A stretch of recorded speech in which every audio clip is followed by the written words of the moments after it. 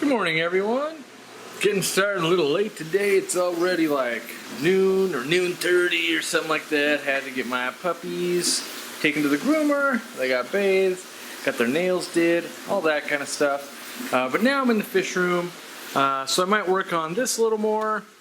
Just fed some of the goldfish while I'm standing here, and so I might work on that project and get the fluidized bed filter kind of working. I'm waiting on media to show up.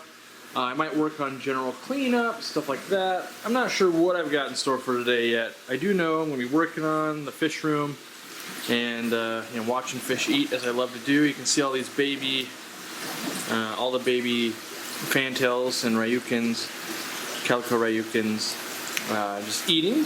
And overall, I might build, like maybe I build more of these or something like that. I want to get the auto feeders going. There's all these things I want to do. So let's see what else. I can zoom in over here. I want to figure out a good way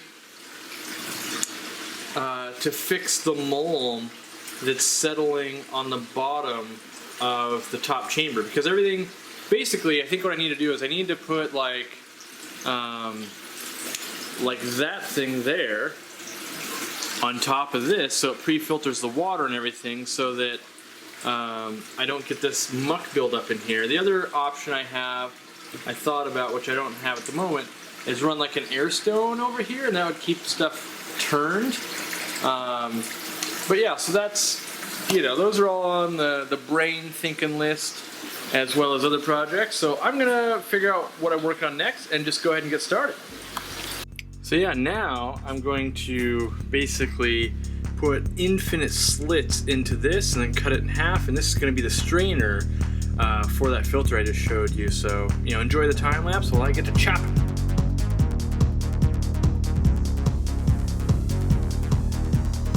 Well, I already learned something. I only want to chop it so the saw is coming down like this. When you chop it this way, you can't really see the gap. So it's much better when I move it this way. So I was trying to fix, the gaps that I had in here. I made too big of a tooth, so guess what? I'm gonna grab another piece and I'm gonna do it right. So I'll be right back.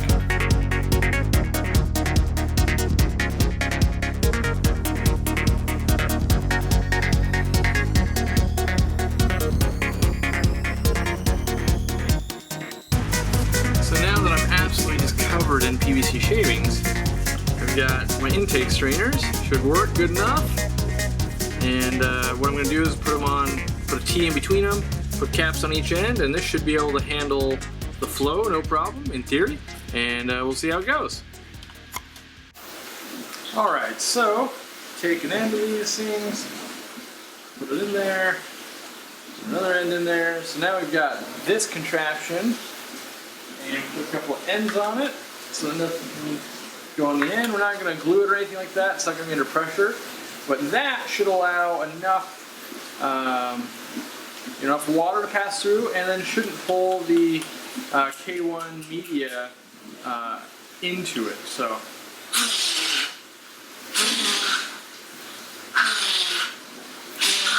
I want to get as much of that out as I can because it's going to go in the water otherwise.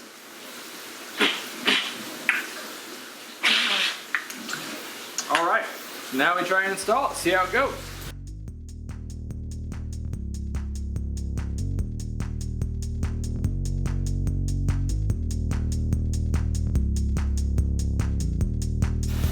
I'm going to take the media out of this bottle that was in the angelfish tank, and I'm going to seed that so that way we can colonize the new stuff I put on. I just got to find it, and I'm waiting for more to be ordered, stuff like that. So, we'll see how it goes here.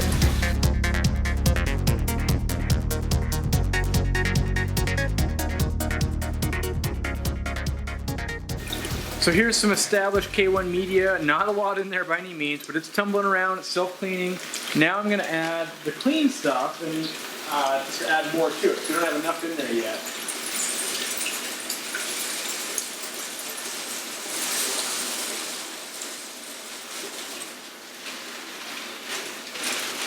So now there's essentially a gallon in here, not seeded yet, because it's all, well not all, but most of it's going to be brand new. so now I gotta put it back together and maybe get some more air going on in there. So I've got my aeration just cranked up here, and what I think I'm gonna do is I'm just gonna split this line off into two. I don't know if I have any splitters here, so that's what I have to look for next. See if I have any splitters. If not, I'll have to bring some home from the shop. But you know, this will keep stuff moving, but I'm better off having a couple or a long air stone, which the air stone will clog. So I'm going to use, you know, the never clog air stones here, because this is kind of a never cleaning media and stuff like that. So let me see what I can come up with. So if you want to see an excited Corey, this is it right here. So I'm just derping around, walking around the fish room going, what am I going to do next? And then I discover eggs. And yeah, you guys are going, yeah, you discover eggs all the time, I get it. Yesterday was angelfish eggs, a couple days before was Corydora eggs. But then, the guy that is known for fish got some reptile eggs. Let me show you right here. I'm pretty stoked. So, oh, and the turtle fell over. But right there, 2 Mini Musk Turtle eggs. Look at that. Yes, yes. They didn't use my basking thing over there that we built this whole tank for. That being said, they laid them right there. And you know what? I think they know better than me. Look at that. They're like perfectly placed in the crevice of this cork bark. They've got the plants guarding them. Look at this thing. It wants to eat so bad. It says, Daddy, feed me. Oh, I love these turtles so much. Love them. But, you know, so now I got to decide. Do I let them sit there or do I take them out to an incubator? I think I'll probably take them out to an incubator, just because I don't want them to get eaten or anything like that. Like, that would be horrible, obviously. So maybe the next little project is incubating them. And so now I wonder, like, do I even keep this thing over here? If they're not using it, if they're just going to lay eggs there, then why, you know, consume maybe 1/6 of their swimming space with that thing? So, but that's the next project. And you can see there, like, I hope they're still viable and everything. Like, they look okay, but, you know, all of it's down there, and I gotta make sure I don't change the orientation much. But I'm just afraid that, like, someone's gonna go up there and eat them or something like that, you know, and I don't know. I'm the first one to admit I am not, you know, Mr. Turtle reptile breeder, for sure. You know, and I know there's something to be said for leaving them there. There's also I want them so bad. God, I love these turtles. So cute. So cute. You know, so I don't know. I think I'm gonna move them because I think that's the best move here. That being said, they are staying moist, so I'm just so afraid. Okay, so here's my thing. If a turtle crawls up there and he or she knocks it, it's gonna fall down and they will suffocate in the water. That's for sure. So I think if I don't move them, because they gotta sit there for, like, I want to say off the top of my head, it's like 60 days. That's a long time. Also, if any of the other turtles want to breed, that's going to have to be done.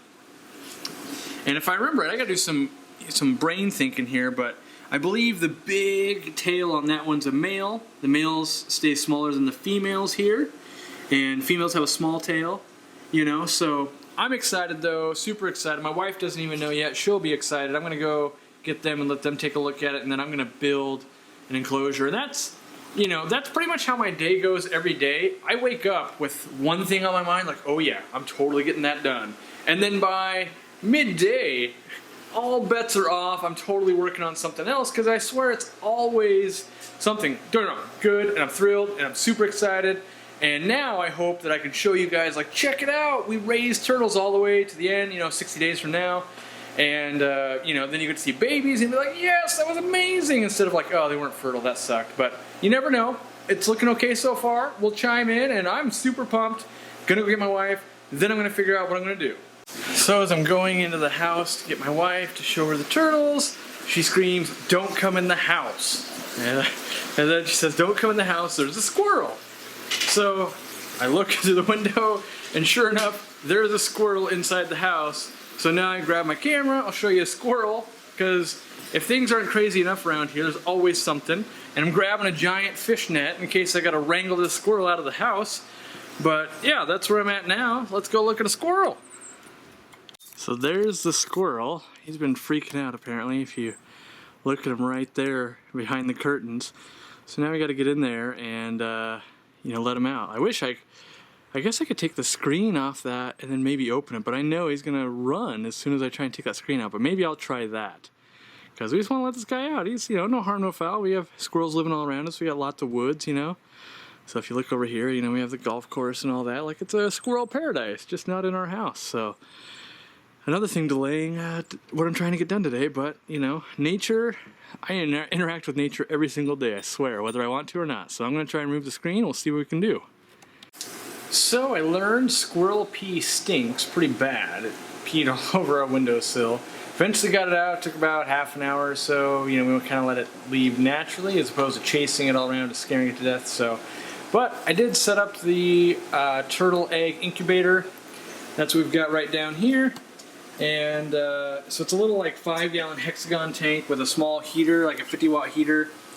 And the light was just on there, but it turned off because it's up to temperature. Basically, you want it to stay nice and humid in here. And so we're going to put the top on it, and you run it at about 80, 82 degrees, something like that. Just basically you want it to be so that condensation collects, stays nice and humid and moist for those eggs. They need to stay humid, but not...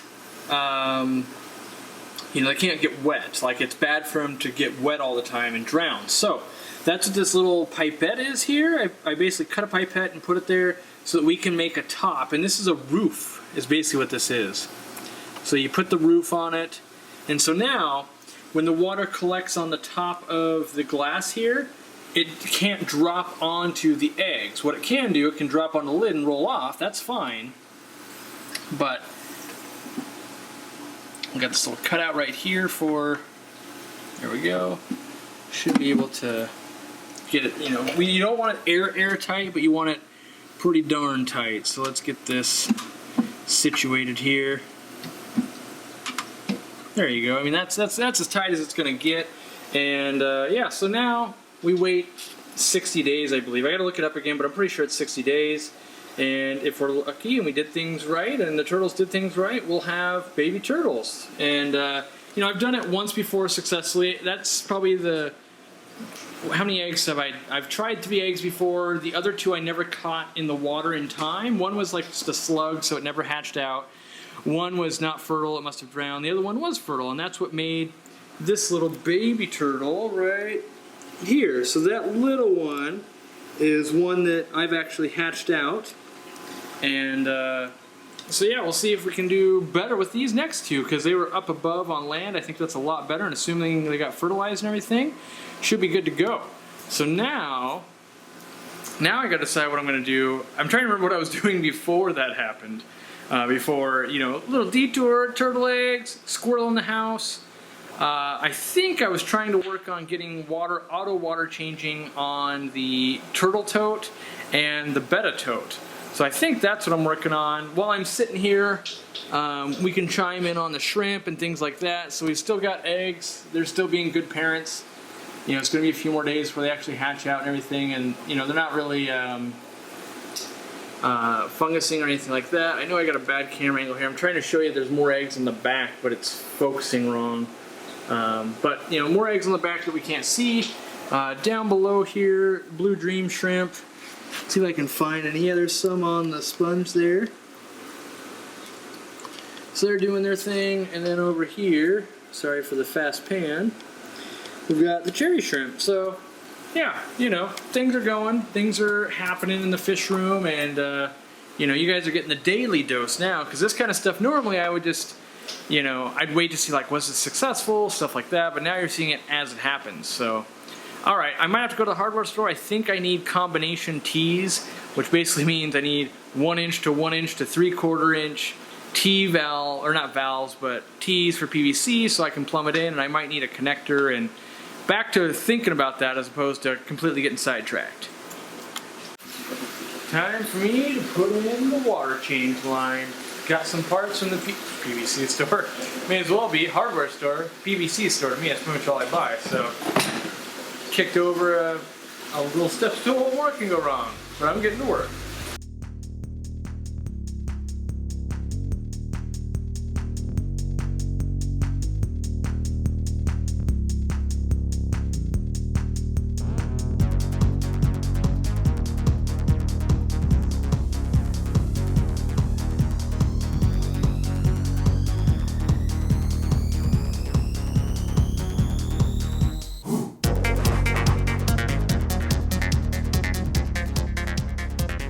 kind of need a longer hose. Yeah, that's not what I wanted to do, but gotta figure it out. It's alive! The water change system. I'm changing more water in this one than the turtles, but I can easily modify that by just using these. And by the way, if you don't know what these are, you get these in the same aisle you buy water containers like at your grocery store. And it's just, it's 3/4 and you can put it right in, you can turn it off, and now we've got all the water going over to here.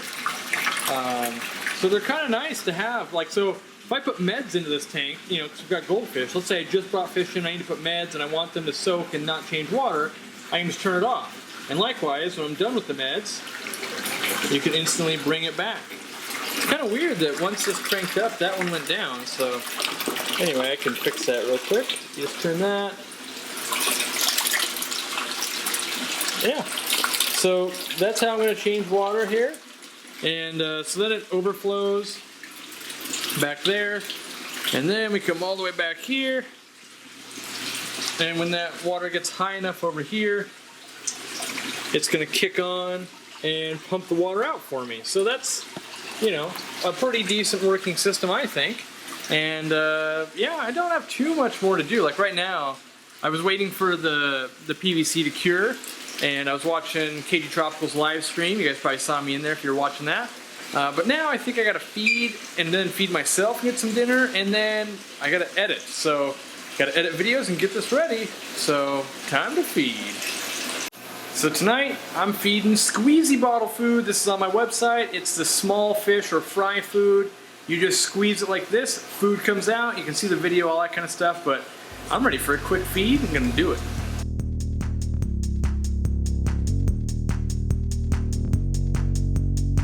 All right, that's all she wrote. I'll see you guys tomorrow morning, and thanks for watching.